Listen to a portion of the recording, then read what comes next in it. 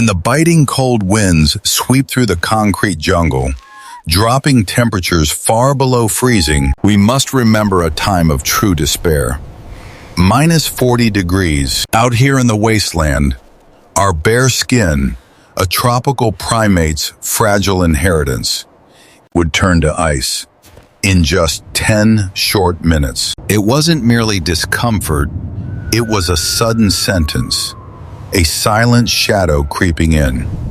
Today, we wrap ourselves in heavy, oversized coats, thinking these expensive shells will keep the emptiness away, just as our ancestors threw rough hides over their trembling shoulders. But a loosely draped pelt was a fatal illusion. Every time a biting draft slipped through the gaps between the hide and the chest, the precious warmth was ruthlessly torn away. A physical shield against the wind is never enough. The modern human remains frozen inside, despite having everything, because a shell cannot hold on to life on its own. The key to surviving the frozen abyss lies not in the thickness, but in an invisible emptiness, a layer of motionless air that is the only true fortress. Heat doesn't just vanish, it is ruthlessly stolen by the moving currents. To survive the ice, you must lock the air tight against your fragile skin.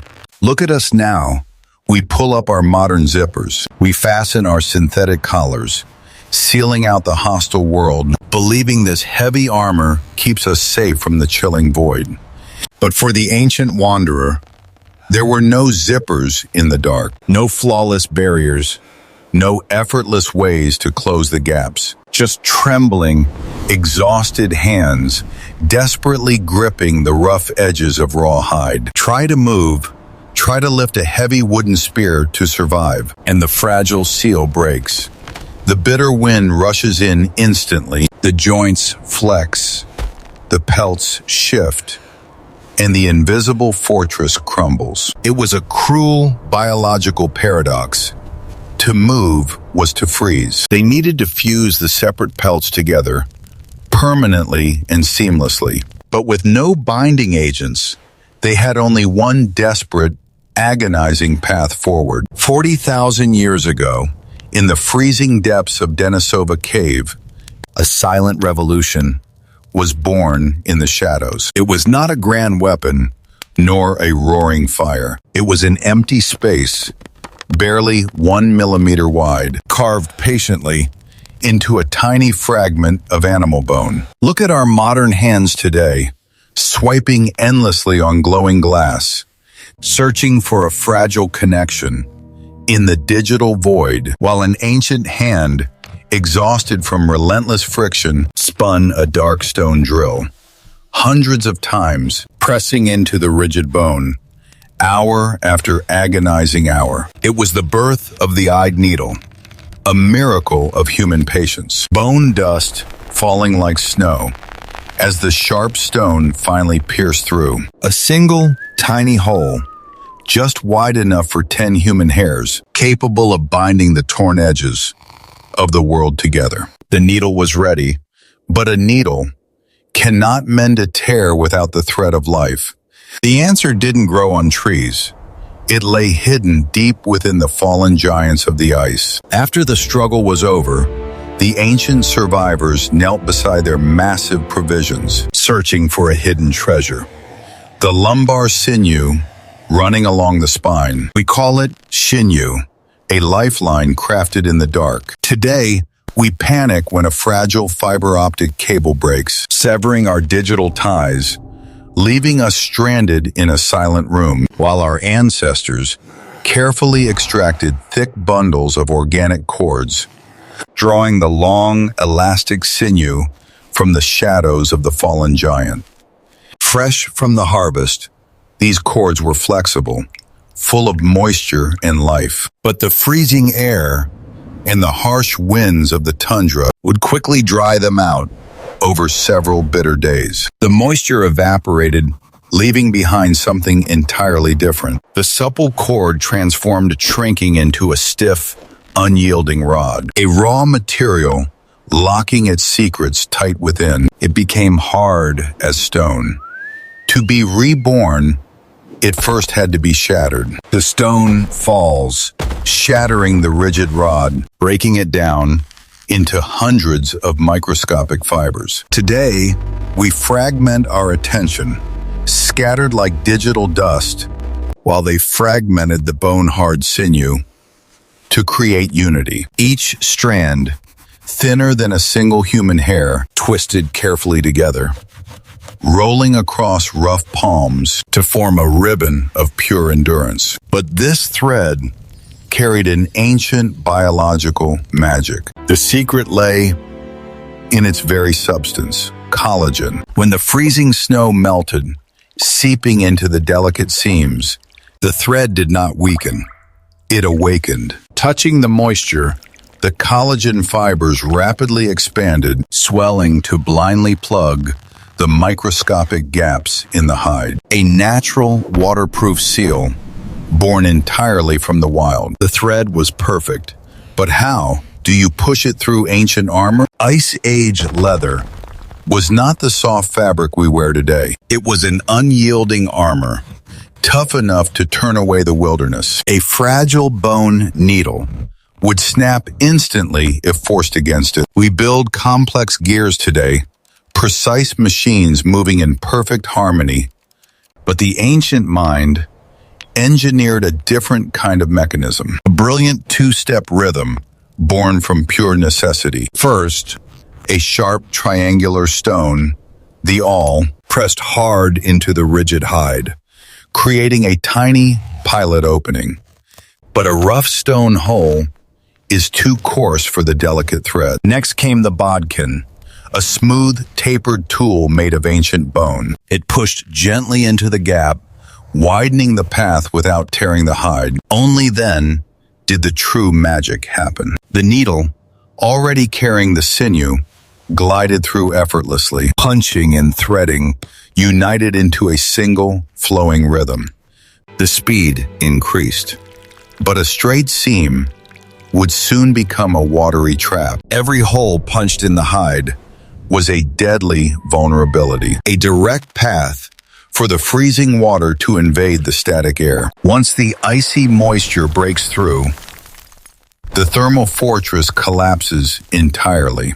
Today, we pour massive walls of concrete, trying to hold back the rising tides, only to watch the modern seawalls crack and fail under pressure. But the ancient mind built a different kind of barrier. They invented the overcast stitch, an unbroken loop of defiance. Instead of a straight line, the thread tightly wraps around the very edges, concealing the vulnerable holes deep within the folded leather. The water is forced to travel, a long, winding labyrinth, slowing its deadly progress, until the swollen collagen stops it completely. The tension is pulled flawlessly, even spaced by a fraction of a fingernail. The leather itself would fail before this binding ever gave way. The garment was now sealed, a waterproof shell against the blizzard, but an impenetrable tube of leather cannot run.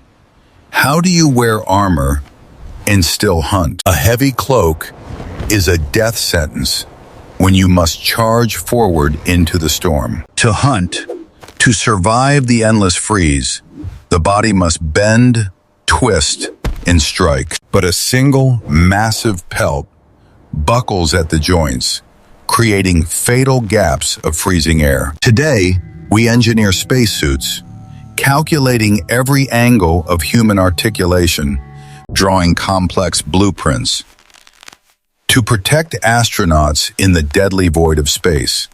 But the Ice Age hunter was the original aerospace engineer of the frozen tundra. They abandoned the single pelt and embraced the geometry of survival, three-dimensional tailoring. They cut the hide into fragments, shaping individual tubes for the arms and legs. But the true masterpiece was at the joints, the shoulders, the elbows, the knees. To allow free movement without opening gaps, They carved small, pentagonal patches of leather, stitching them perfectly into the curves, like the geometric surface of a modern sphere. The rigid armor suddenly became a flexible, biological exoskeleton, moving with the human form. The joints could flex endlessly, yet the invisible fortress of static air remained completely sealed. They had successfully built a wearable habitat,